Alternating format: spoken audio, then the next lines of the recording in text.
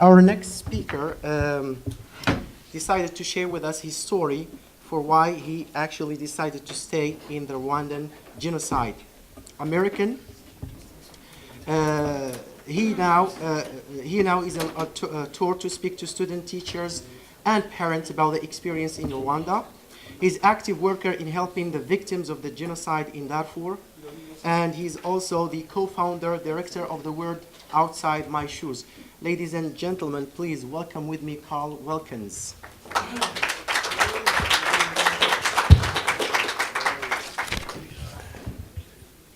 Thank you. And you have 15 minutes. I'll use this. 15 minutes. 15 minutes. Starting right now? That's all right. Sometimes on television you just get 2 minutes. 2 minutes, yeah. And that's a lot of time. Well, thank you very much. Boy, coming towards the end of the day. Any of you need to stretch a few muscles?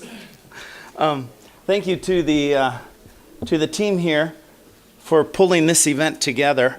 And it's my pleasure to be here. I didn't know I was involved in cultural diplomacy. I haven't had enough academic background to know what to call what I've been doing. And so that's one of the advantages. Just ignore it. Just ignore it.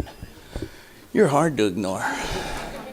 One of the advantages is I have really learned a lot in these last couple of days. I'm sorry I wasn't here at the beginning of the conference. But I know when I got the email, it was talking about Pledge to Protect in the Syrian crisis, and I was pretty excited at that email was coming to me just right at the time when I was planning to. If you could knock the lights down just a little bit so we can have a little better definition on the screen.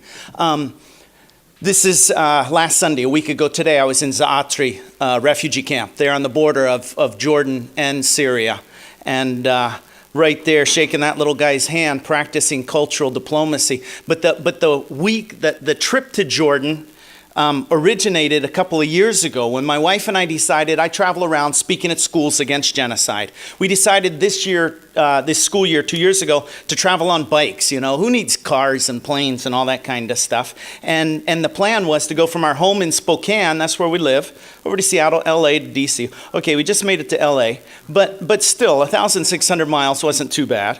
And as we would go from school to school, we came on this kid right here. His name happens to be Jordan. And he was in his senior year of high school. He'd seen the documentary on the Rwandan genocide, and he was like, gotta do something. And I'd love to tell you more about when he graduated, heading to South Sudan, distributing 525 mosquito nets to moms who are pregnant or had little ones. I think, boy, if that kid didn't do anything else, look at those lives he just saved because he wasn't gonna sit around and do nothing. So for the younger ones here too today, I just wanted to put in this plug, because this boy Jordan goes on to college from his Arabic teacher who's from Syria. He finds out about what's going on from Syria in a personal way as she talks about her family. Again, he's like, I got to do something. So he finds a study abroad program in Amman to continue his Arabic studies. And well, he's not only named Jordan, but his grandpa's from Jordan. And so we're just crazy talking on the phone a couple weeks ago. And he's like, boy, I wish you could speak to my school before I leave here. And I'm like, well, what'll it take? And well, ended up just spending the week in there's Jordan, my buddy, we're in a shared taxi. Boy, you learn wonderful things in shared taxis.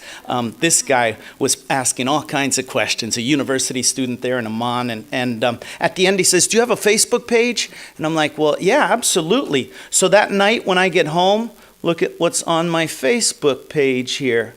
My buddy, and here's his page. You know, before, if I would have seen someone's Facebook page, you know, with the national media and stuff like that, I don't know what assumptions I might have come up with.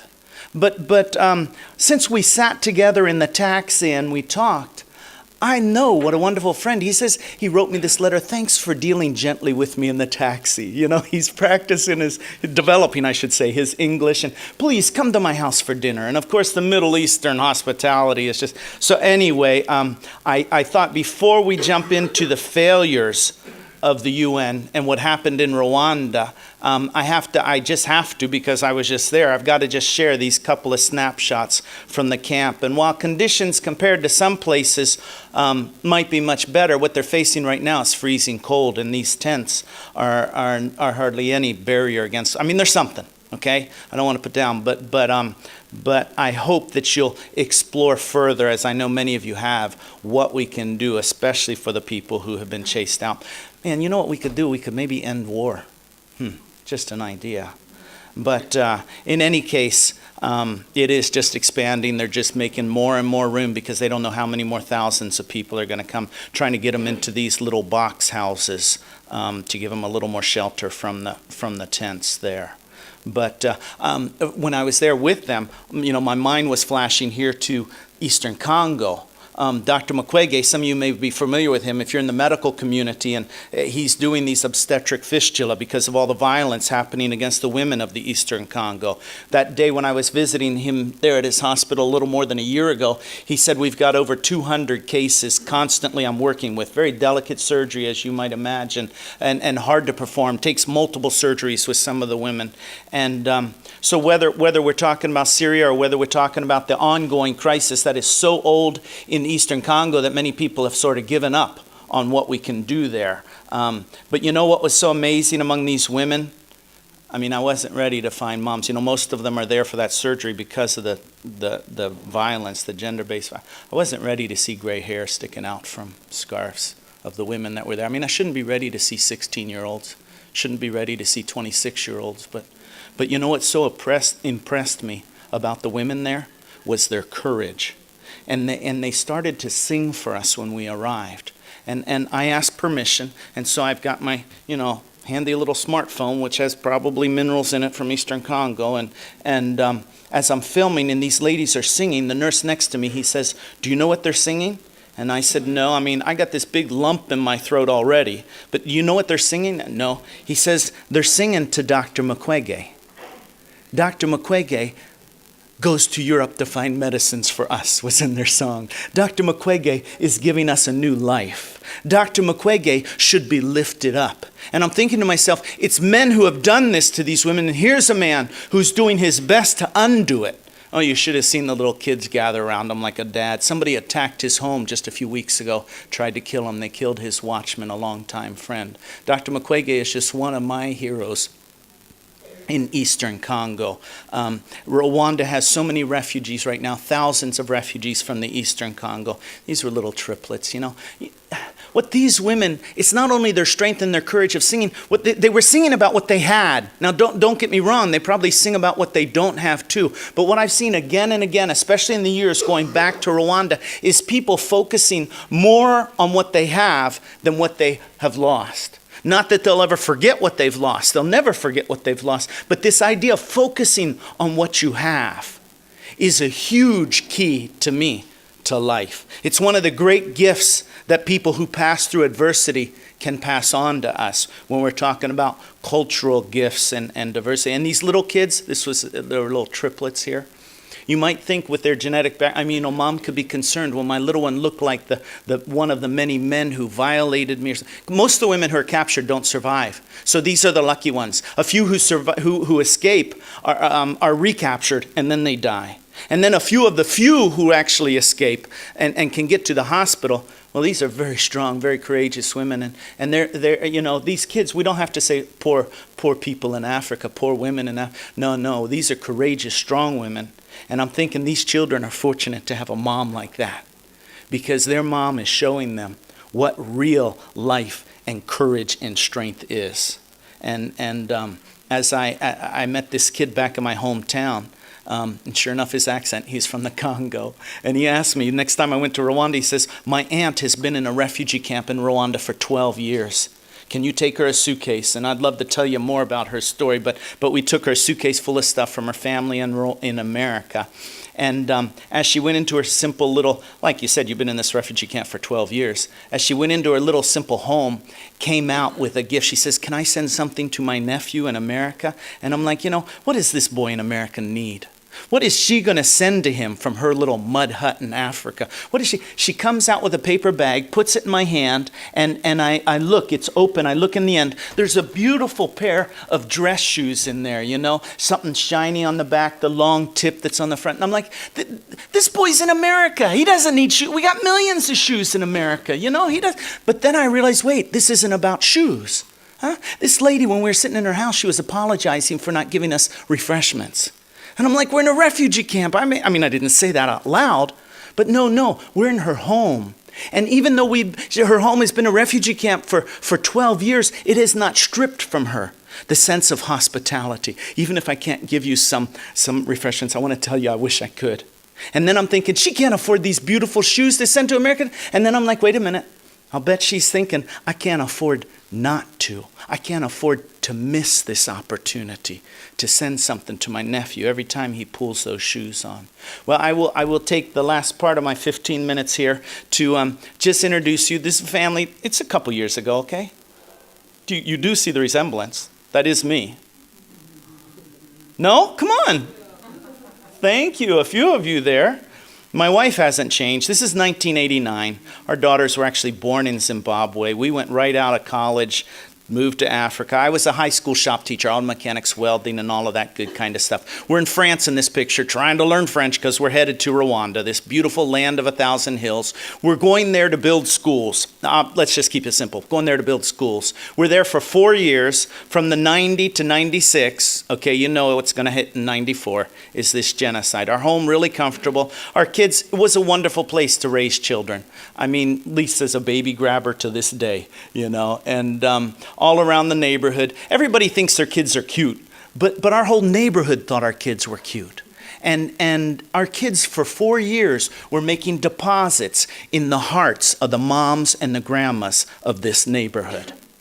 As they're playing with their children, as they're eating meals in their homes. And you know those stereotypes about half-naked little African kids? Well, there he is, proving it. All the other kids have got more clothes on than him. But for 4 years, our kids are doing, what do you call this?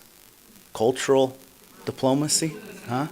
You see, the two tools that I want to leave you with before we take off today is right over here, so we can write on this thing that we can read it all right.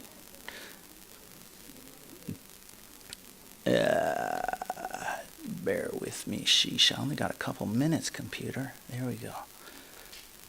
The power of stories and the power of service. So many people say, what can we do? What can we do about Syria? Well, Jordan showed you. Jordan went over there to learn the stories. And once we learn the stories, then we find out how to partner. You know, stories inspire service. Service empowers stories. I don't care about your story until I know what you're doing. But then we can't be doing the right thing if we don't know the stories. So this cycle and power of stories and service is what I'm really passionate about. Because when this plane is shot down, here's our neighborhood. There's our house, surrounded by pretty much mud brick, tin roof homes and stuff. When the plane is shot down Wednesday night, we hear the explosion from our house. We don't know what it is until about 45 minutes later, President's plane has been shot down. This, of course, as you know, didn't cause the genocide, but it's what they used to launch the genocide. The planners, this was well planned. This is not about one group of people hating another group. Shoot, they married each other by the thousands in Rwanda. This is not unusual. They got the same religion, most of them Christians, same food, same wedding, funeral practices and stuff. No, this is not about two groups of people who hate each other. That must be the 3-minute warning.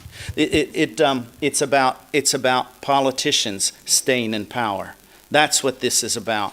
And so as they're killing in our neighborhood, that night, look right by the tree here, a band of guys with machetes and clubs come to our house.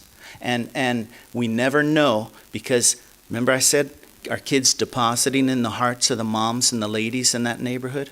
These are some of the women who courageously stood in front of our gate and said, no, you can't go in that house. And under what power, under what authority were these women speaking? With what weapons did they have? What every grandma has, stories. Somehow stories have this potential to change the way we think, which can change the way we feel, which changes the way we act. Potentially. And so I'll wrap up, my good friend,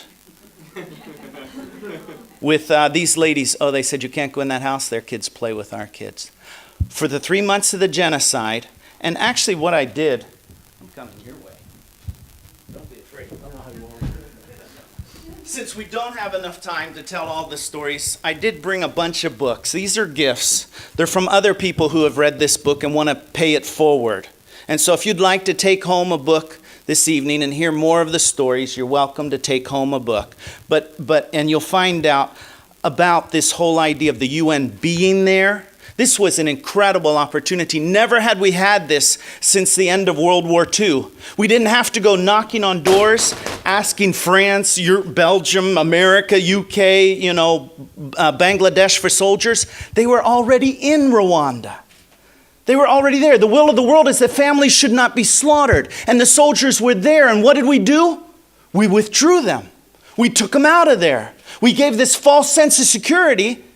And people fled to the compounds where the UN soldiers were, to the schools and places. And then the soldiers left and the people were slaughtered. So this whole idea of what I'll end with is this phrase here. Something, well, you know why stories are so powerful for me, huh? Our neighbors use stories to turn the killers away from our house. But this whole other idea of the power of presence. Just being there. My wife and I made the decision that I would stay, not knowing that nearly 1 million people would be killed, not knowing that it would go on for 3 months. And I'll just pop up a picture of my wife here. The evacuation of the foreigners, and I won't get... This was the young lady who lived and worked in our house. Her ID card said Tutsi, which meant she was marked to be killed. So that's why my wife and I made the decision I would stay. It started with this young lady and this young man right here. All decisions, they start with small ways. But as the kids are leaving, they don't look like they're scared to death, huh? You know why? Yes, Lisa? Thank you very much. Hold on, buddy. Thank you. No. My wife is coming up here. Hold on, you're in danger. You're in danger. Lisa, are you afraid? She says, no. Why not? Because Mom's not afraid. The role that women play in stability and security, not only in the home, but in the community and in the country. That's one of the reasons Rwanda is doing so well today, because they said, in our country, 30% of all the positions in the government will be held by women. So if you'd like to... Thank you very much. If you'd like to... Thank you, Mark. I really appreciate the story. I know you do. I know you do. I'm glad I don't have your job. Thank you so much. I'm really glad I don't have your job. Thank no you problem. very much. Let's roll it back to the audience. We'll take one question.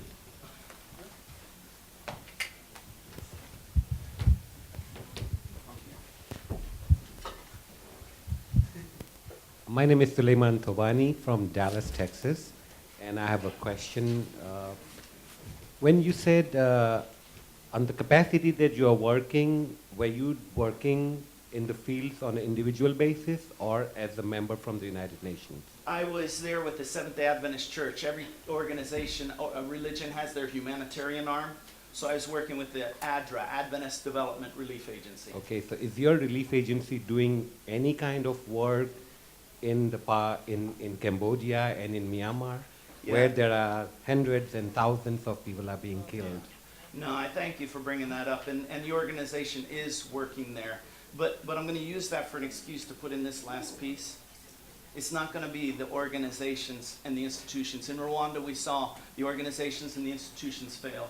They failed miserably. The churches failed, the governments failed, the UN failed. It's going to be us as individuals who are going to make that difference. But then hopefully the institutions are going to be there to channel and direct and organize that. But we can throw stones and be frustrated at politicians, as we've done, but as you said, who elects the politicians? It's up to us to make that difference. But thank you for that question, and thank you very much. Thank you indeed for your participation. Thanks a lot. Thank you.